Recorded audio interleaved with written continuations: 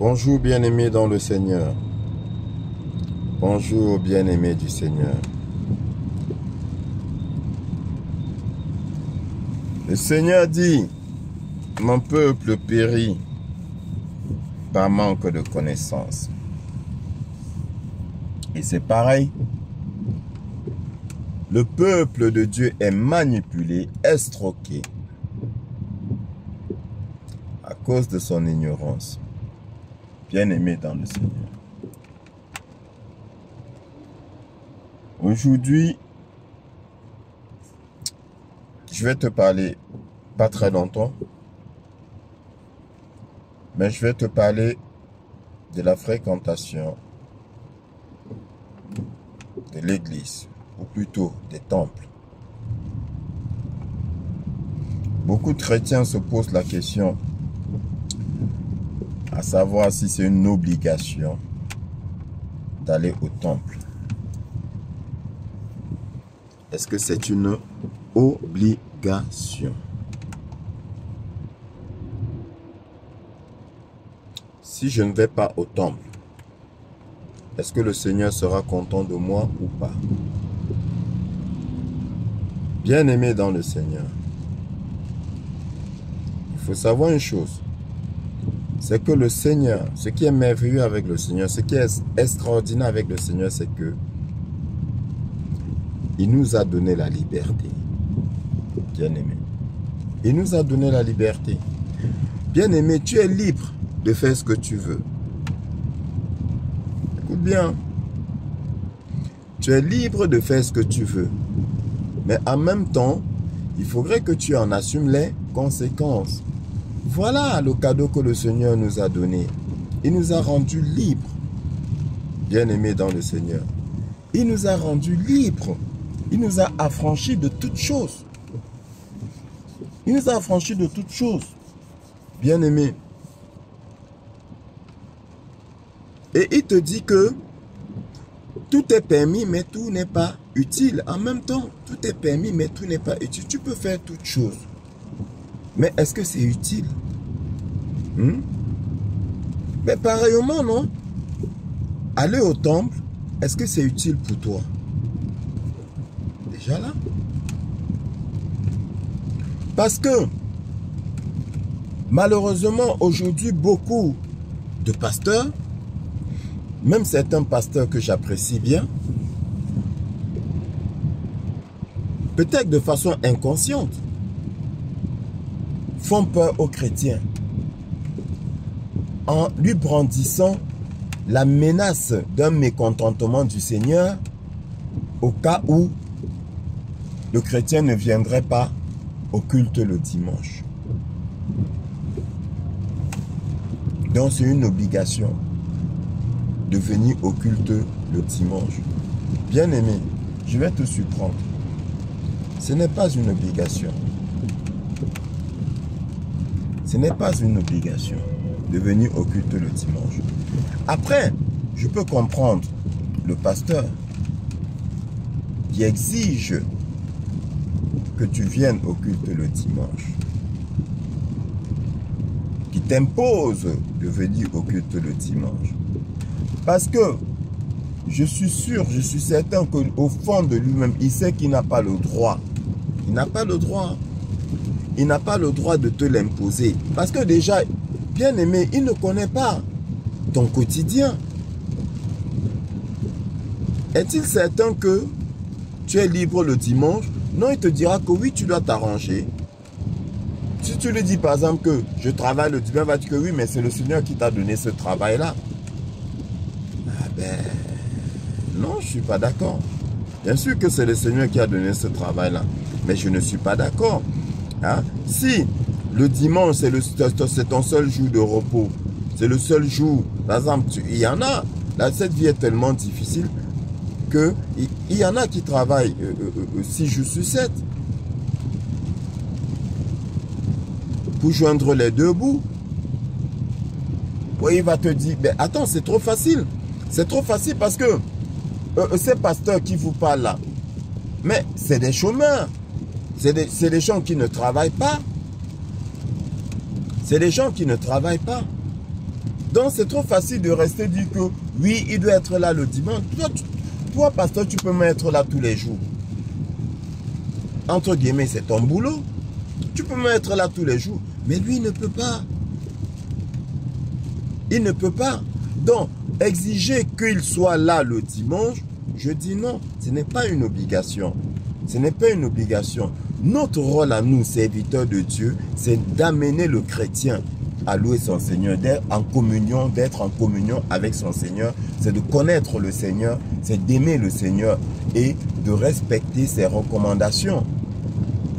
En fait, c'est ça notre rôle à nous. Nous ne sommes pas là pour imposer un certain fonctionnement aux chrétiens.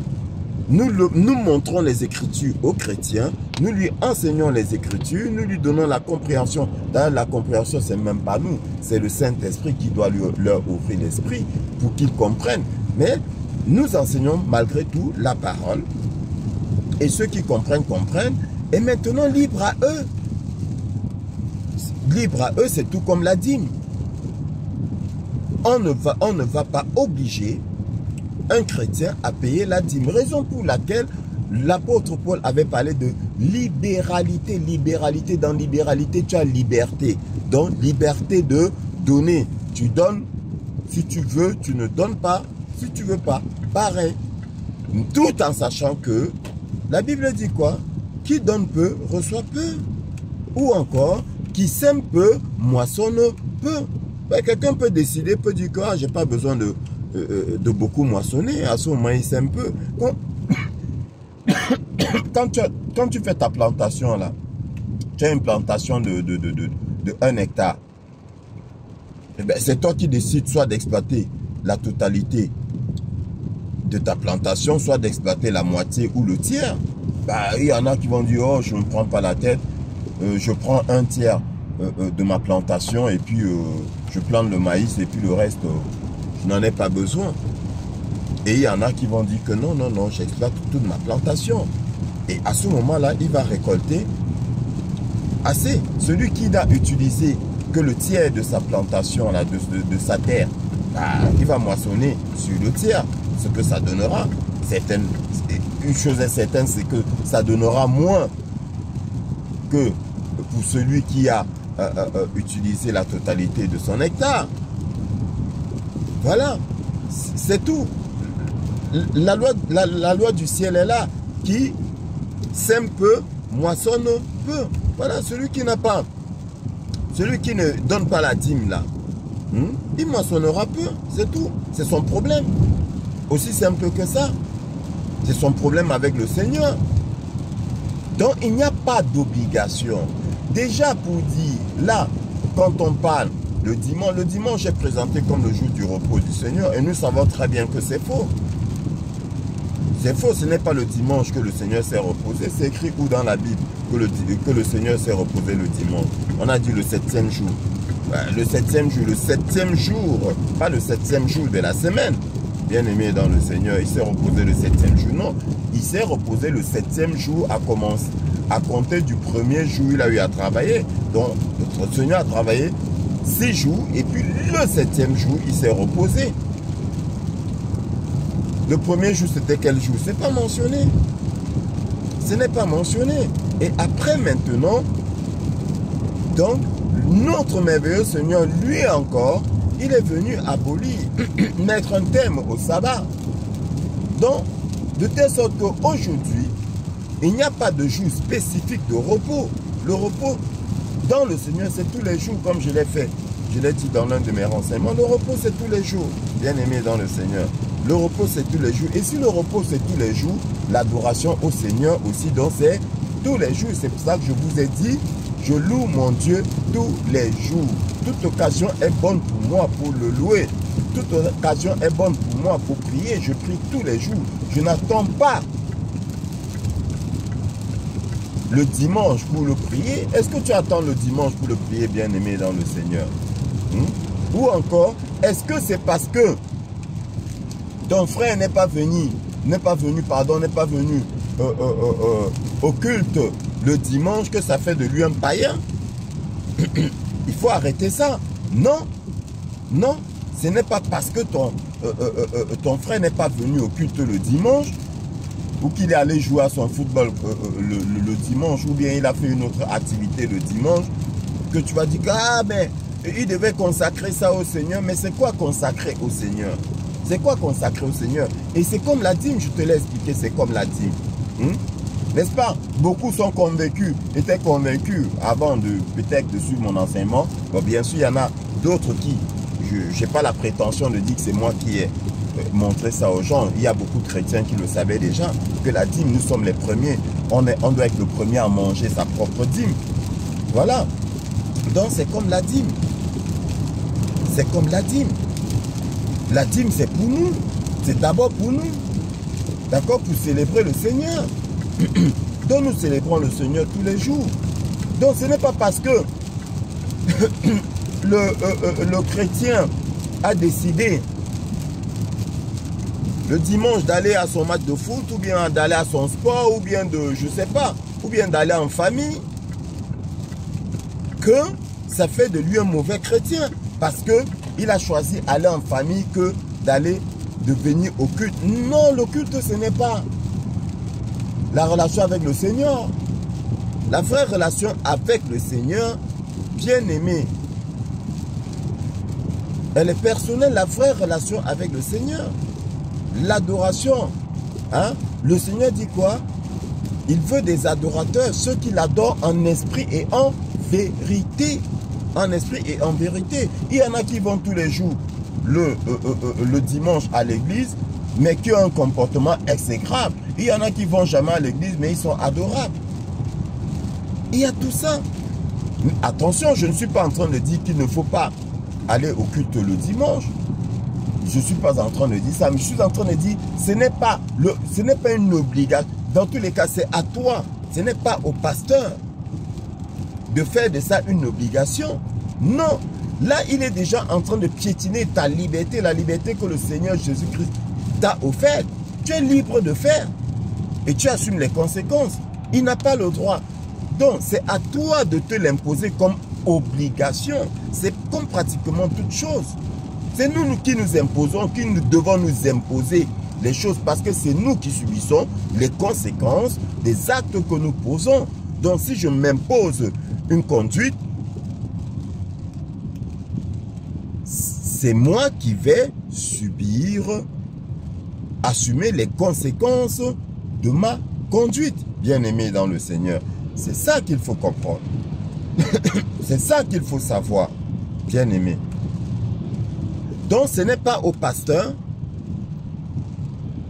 d'obliger, il ne revient pas au pasteur d'obliger le chrétien de venir au culte le dimanche. Et le culte le dimanche, c'est quoi, bien-aimé dans le Seigneur? C'est juste une façon d'être avec les frères. Ce n'est pas le dimanche que tu adores le Seigneur. Non, je suis désolé. Ce n'est pas le dimanche que tu adores le Seigneur. Le dimanche n'est pas le jour du Seigneur. Déjà, quand tu rentres, je ne suis pas très fort dans l'historique des choses, mais je sais une chose, c'est que le dimanche en anglais, Sunday, Sunday, sonne le soleil, jour du soleil. Mais c'est le jour de l'adoration du soleil et non de Dieu. Sunday. D'accord? Dimanche, ce n'est pas le jour du Seigneur. Le jour du Seigneur, c'est tous les jours. L'apôtre Paul l'a d'ailleurs dit.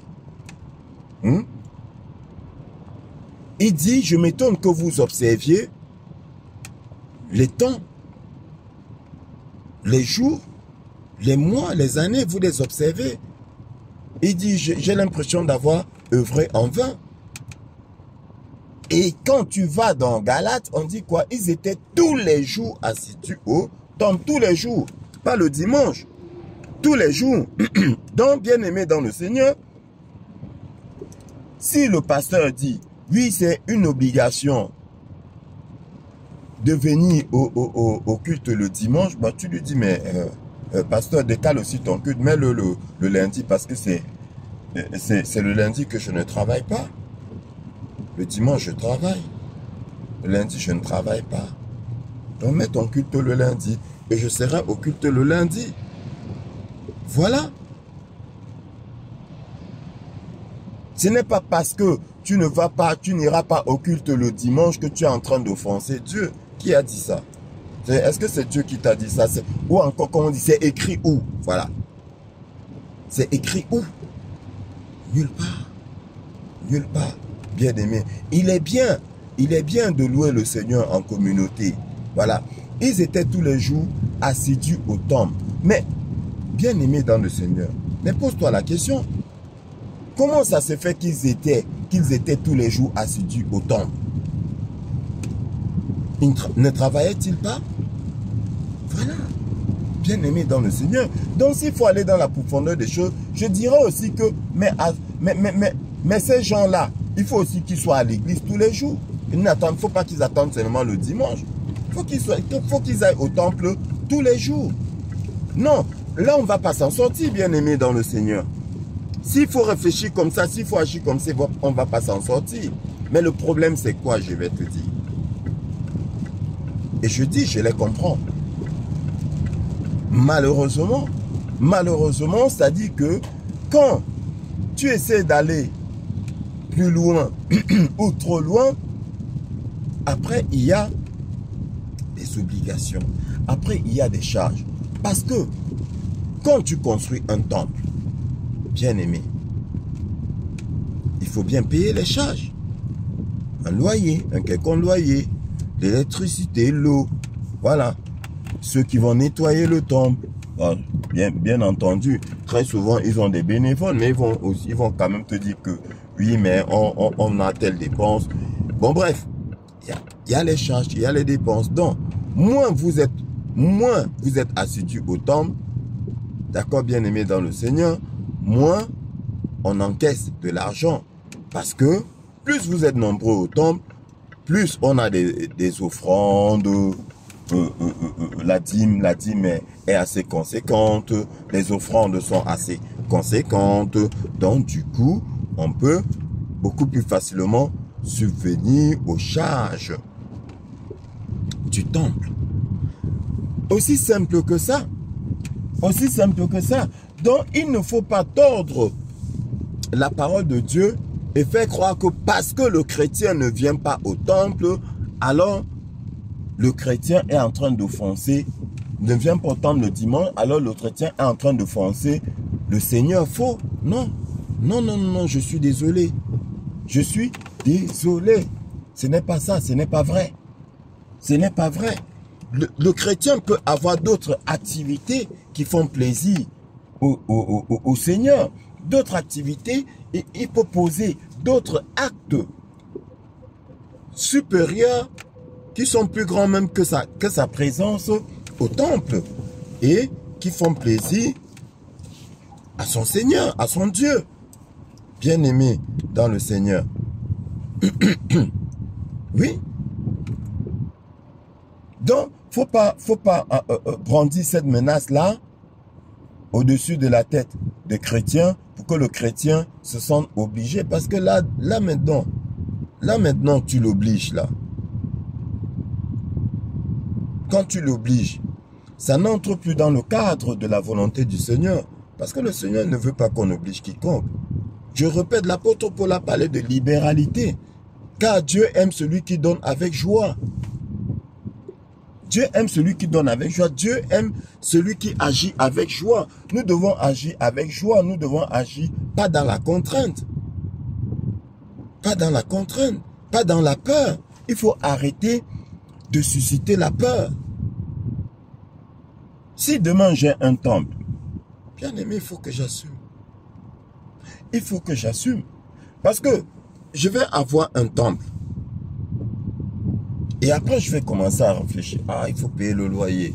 Ah, il faut payer, ou bien il faut payer les traites que j'ai construits. J'ai pris un crédit. Si jamais j'ai eu à prendre un crédit à la banque, il faut payer le crédit à la banque. Et puis, je me retrouve un dimanche avec 10 fidèles au temple. Ah, voilà, je n'encaisse pas beaucoup d'offrandes.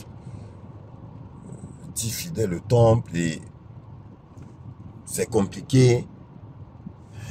J'assume. Déjà que je vais te dire, bien-aimé dans le Seigneur, c'est Dieu qui pourvoit. Donc, si j'ai un temple, je prêche. Vous êtes 5, vous êtes 10, vous êtes 100, ce n'est pas un problème. Je prêche comme l'Esprit m'inspire. Parce que je sais que le Seigneur pourvoira. Ça s'appelle la foi. Je ne peux pas être serviteur de Dieu. Mais ça, serviteur de Dieu, ça veut dire quoi? Il est mon employeur. Je te l'ai déjà dit, bien-aimé dans le Seigneur. Peux-tu avoir meilleur employeur que le Seigneur lui-même? Si mon employeur là, sur terre,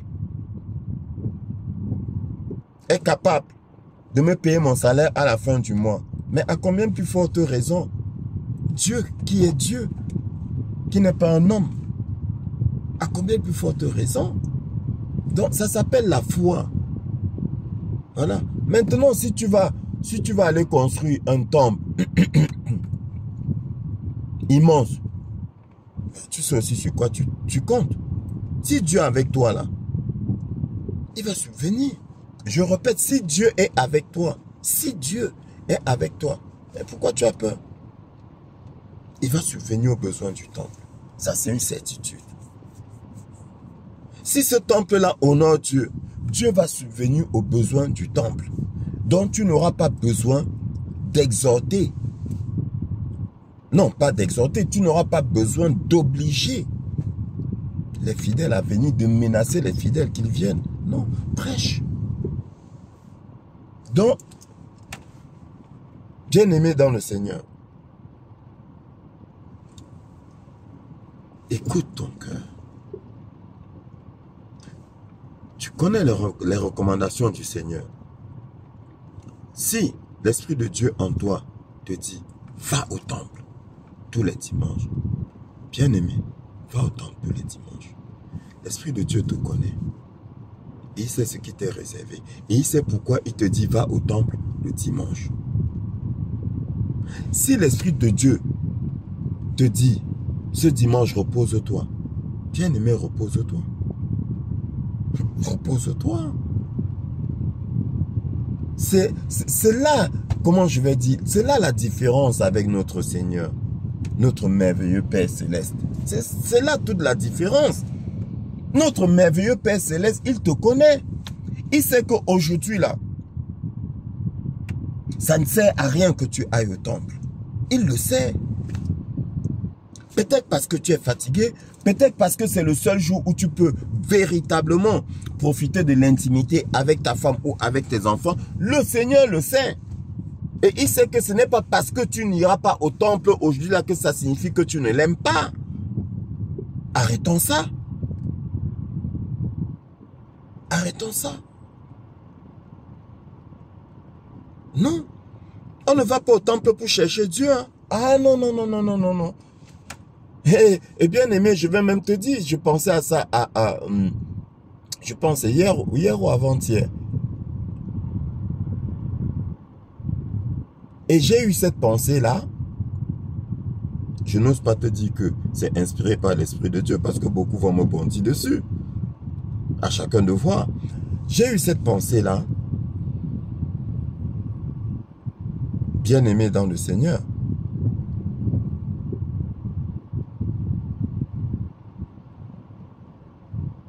Excuse-moi. Ça m'a échappé. Donc, je disais, bien-aimé dans le Seigneur, excuse-moi.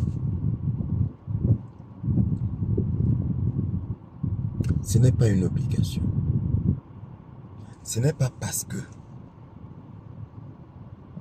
tu ne vas pas au temple le dimanche que ça signifie que tu n'aimes pas Dieu ou que Dieu va se fâcher contre toi. Non, bien-aimé dans le Seigneur. Pas du tout. Le pasteur ne doit pas t'obliger à venir au temple le dimanche. C'est toi qui décides. Et c'est l'Esprit de Dieu en toi qui t'inspire. Soit d'aller au temple, soit de te reposer. Soit de rester en famille. Soit de vaquer à une autre occupation. Parce qu'il sait ce qui est bon pour toi. Il sait ce qui est bien pour toi. Bien-aimé dans le Seigneur. Aussi simple que ça. Dieu nous a donné la liberté de faire ou de ne pas faire et d'en assumer les conséquences. suis l'Esprit de Dieu qui est en toi. Écoute l'Esprit de Dieu qui est en toi, bien-aimé dans le Seigneur. Donc, oui, bien-aimé dans le Seigneur, ce que je voulais te dire m'est revenu. J'étais en train de dire ceci. Dans notre quête là, bien-aimé, remarque que beaucoup de chrétiens sont partis de temple en temple, de communauté en communauté, et n'ont pas trouvé leur compte. Ils se sont fait escroquer, ils se sont fait manipuler de communauté en communauté. Pourquoi, bien-aimé dans le Seigneur? Parce qu'ils ne connaissaient pas Dieu. Ou encore, tu préfères te le dire d'une autre façon, parce qu'ils ne connaissaient pas la parole de Dieu. Et ne connaissant pas la parole de Dieu, n'avaient pas le discernement. Donc, bien-aimé dans le Seigneur, je suis tenté de te dire que il vaut mieux connaître Dieu avant de trouver une communauté.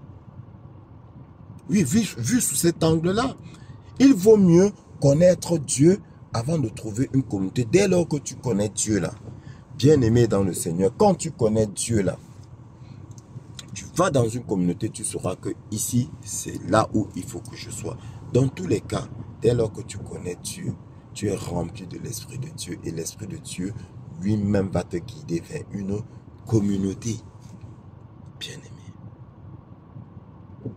Mais quand tu n'es pas rempli de l'Esprit de Dieu, tu vas dans une communauté, tu gobes tout ce qu'on te dit, tu avales tout ce qu'on te dit, on te manipule, on te joue comme une balle de tennis. Va à gauche, tu vas à gauche, va à droite, tu vas à droite. On manipule même ta vie privée. Le pasteur dit, le dimanche, là, vous devez être à l'église. Femme, où est ton mari? Ah, il est resté à la maison. Dis-lui, le dimanche, il doit être à l'église. La femme qui va voir le mari. Ah, le pasteur a dit, comme ils aiment m'appeler papa. Papa a dit, ou daddy. Daddy. N'appelez personne sur terre votre père, dit le Seigneur. Daddy a dit. Ça, j'expliquerai. Parce que je vois déjà encore d'autres qui vont se braquer et dire que oui, mais l'apôtre Timothée était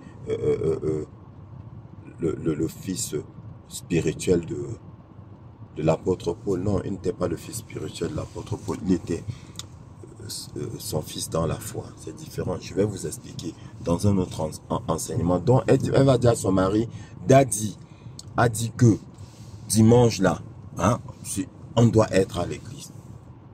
Le mari, le dimanche, il veut rester avec sa femme parce que toute la semaine, il a travaillé. Il lui reste le dimanche. Il dit non, chérie.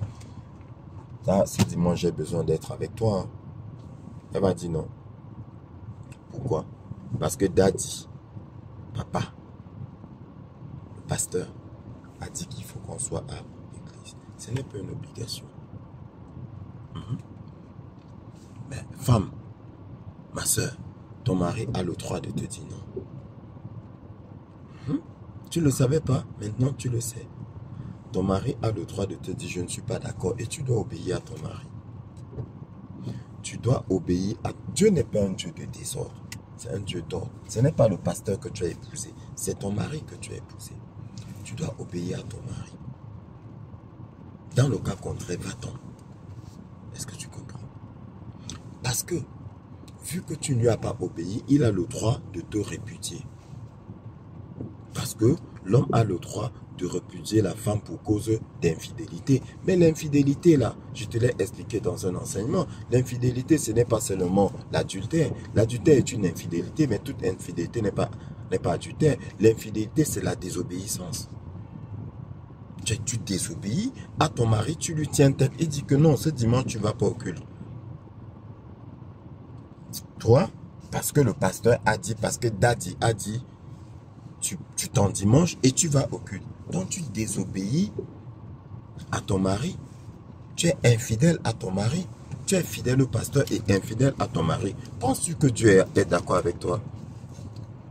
Il ne faut pas croire que c'est parce que tu vas à l'église que Dieu est d'accord avec toi. Déjà, il faut savoir, cette église-là, est-ce qu'elle est vraiment une église de Dieu? Ah oui. Qu'est-ce que tu en sais? Est-ce que tu as vraiment vérifié que Dieu est là-bas?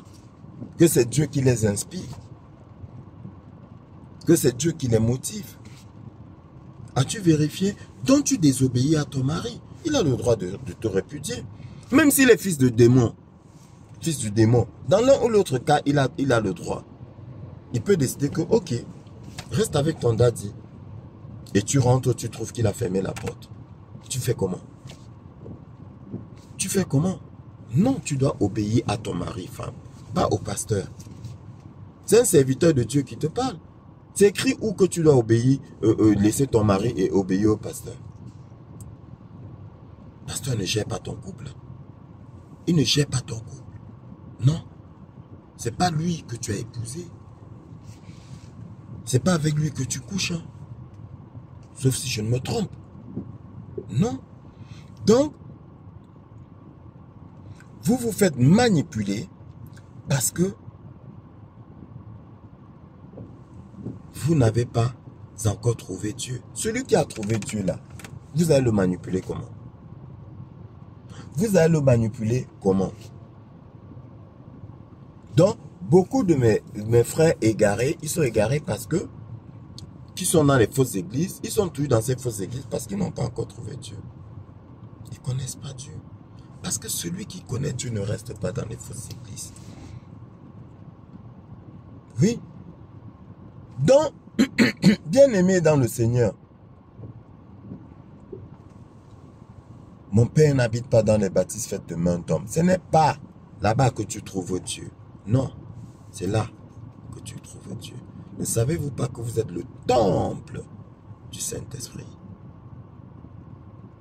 Ils étaient tous les jours assidus au temple. L'autre temple, mais il y a d'abord un premier temple. C'est le tien. D'accord? Sois assidu là-dedans. Priez sans cesse. Rendez grâce en toutes circonstances. Tout le temps. En tout lieu. Et en toutes circonstances, rendez grâce à Dieu. Priez sans cesse. Méditez sans cesse. Bien-aimé dans le Seigneur. Voilà. Tu es le premier temple. Tu es le véritable temple du Saint-Esprit. Là-bas, c'est la communauté. Vous partez ensemble. Voilà. Ça vous fortifie. Ça fait plaisir. Vous partagez quelque chose. Vous êtes en communauté. D'accord? Et encore. Et encore. Est-ce qu'il faut même dire communauté? Parce que communauté, ce n'est pas seulement partager la parole. Hein. Communauté, c'est encore plus que ça. On dit, ils étaient tous les jours assidus au temple et ils étaient assidus dans le fractionnement du pain. Ils mangeaient ensemble. Et voilà pourquoi ils vivaient ensemble, ils mangeaient ensemble. Et voilà pourquoi chacun vendait ses biens et ramenait de l'argent. Ils vivaient en communauté, donc on préparait pour tout le monde, on faisait tout pour tout le monde. Ils étaient là ensemble. Voilà. Bien-aimés dans le Seigneur. Donc le pauvre comme le riche, ils mangeaient le même repas. Est-ce que tu comprends?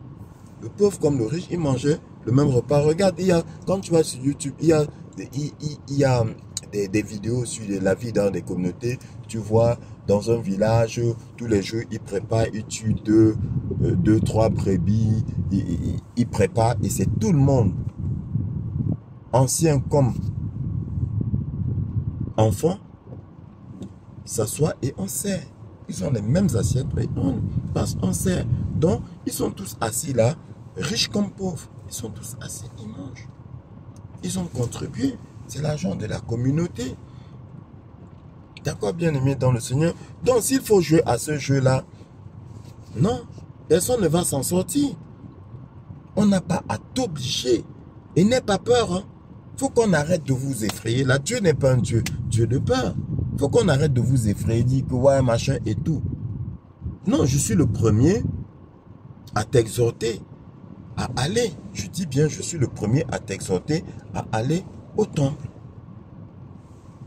Quand tu peux. Si tu en as envie. Mais pas par obligation.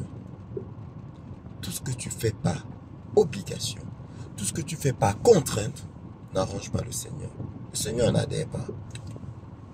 Si tu fais quelque chose avec le doute, c'est péché. C'est écrit dans la parole de Dieu. Ah ben oui.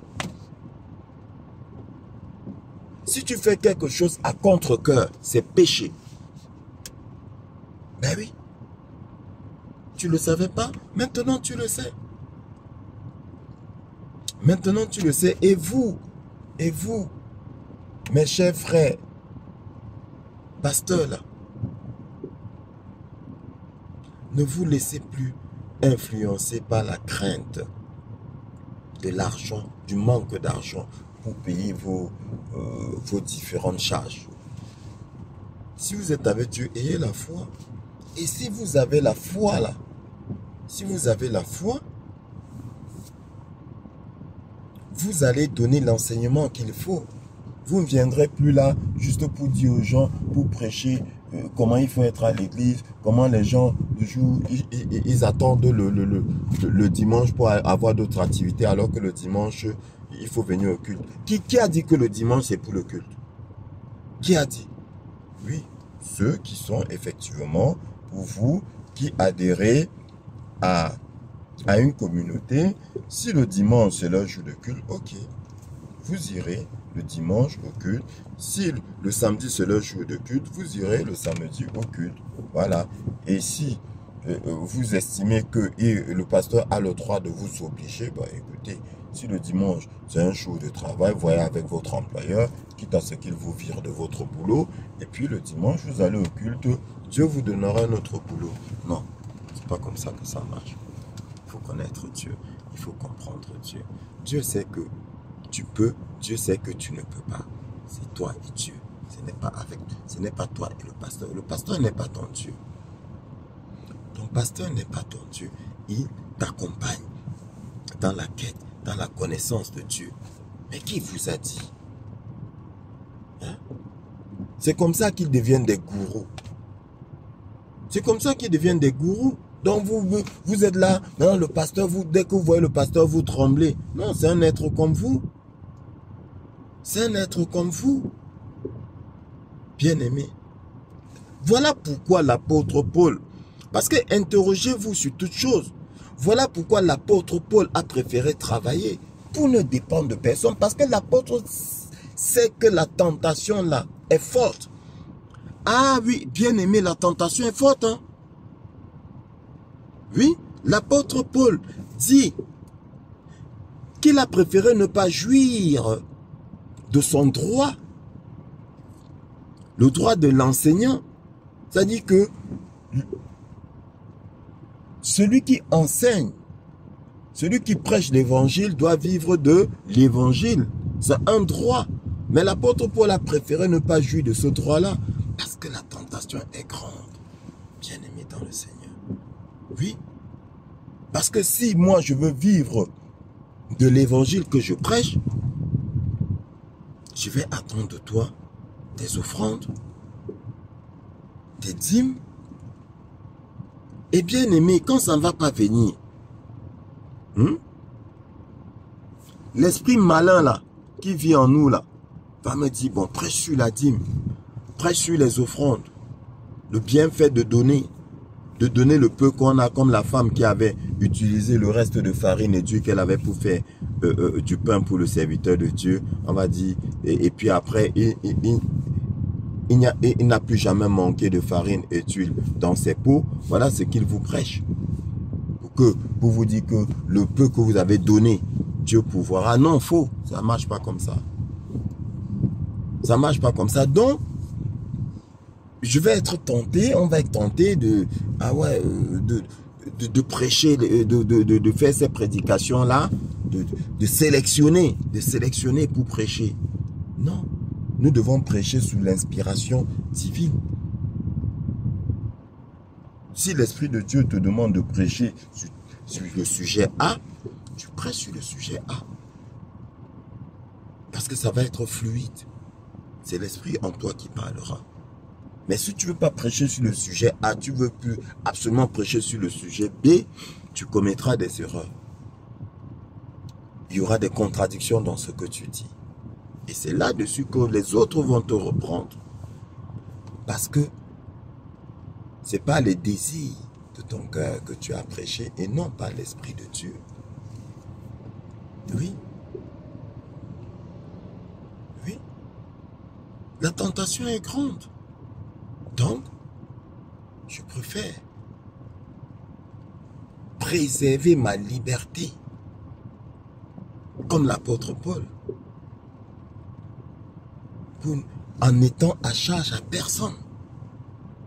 Ah oui, je travaille, bien aimé dans le Seigneur, je travaille pour subvenir à mes besoins et Dieu pourvoit en toutes choses. Dieu pourvoit en toutes choses, oui. Parce que dès lors que on commence à attendre les bienfaits de l'évangile, les bienfaits terrestres de l'évangile, bien aimé, les désirs, les ambitions apparaissent et grandissent. Et on veut déjà 100 fidèles, 200 fidèles, 1000 fidèles. Et la folie des grandeurs s'empare de nous. Non, non, non, non, non. Bien aimé, c'est pas comme ça. Écoute l'Esprit de Dieu qui est en toi. S'il te demande d'aller au temple, va au temple. S'il te dit repose-toi, repose-toi. Sans crainte. Sans crainte. C'est ton Père qui est dans les cieux qui te demande de te reposer. S'il te demande de profiter de ta femme ce dimanche-là, bien aimé, profite de ta femme. Jouissez ensemble. Profitez. C'est votre Père qui est dans les cieux qui vous demande de le faire. Parce que, bien aimé, Dieu là, il n'a pas besoin de vous. Il est Dieu. Il est Dieu. Aller au temple, ce n'est pas pour Dieu, c'est pour toi-même. Qui t'a dit que c'est pour Dieu? C'est pour toi-même. Oui. Toi, tu vas attendre le dimanche pour aller louer le Seigneur. Il y a un autre qui loue le Seigneur tous les jours. Aller au temple, c'est pour ton pasteur et toi-même. Ce n'est pas pour Dieu. D'accord, bien-aimé? Vous connaîtrez la vérité et la vérité vous affranchira. Que le Seigneur te bénisse.